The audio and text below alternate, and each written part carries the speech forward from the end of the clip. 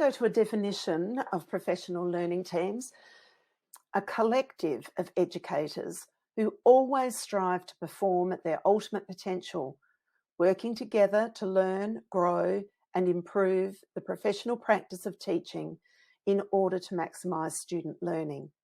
Purpose of professional learning teams: why do we have them? They're certainly there to strengthen professional practice. So it offers schools and teacher teams an umbrella-like framework that allows them to operate in unison while cultivating individual skills. What might professional learning teams look like within a literacy focus? They are part of a professional learning community asset.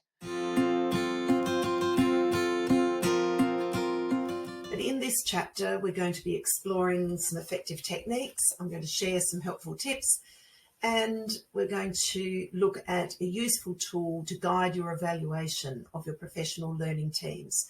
And if you don't have a protocol for professional learning teams or haven't got learning teams up and going, this is a way for you to, with your principal, to start thinking about how you might implement those. Okay, Kate, this time we are going to explore how you have worked with professional learning teams as a model for coaching.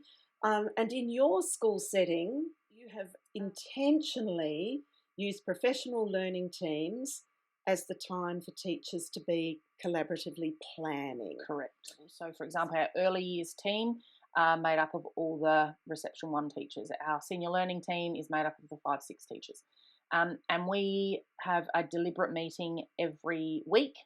And I actually also organise the timetabling for the school, so our specialist timetable. And in there, we deliberately plan a double lesson where all of those teachers will have time together and they have to use that for their planning time as a group.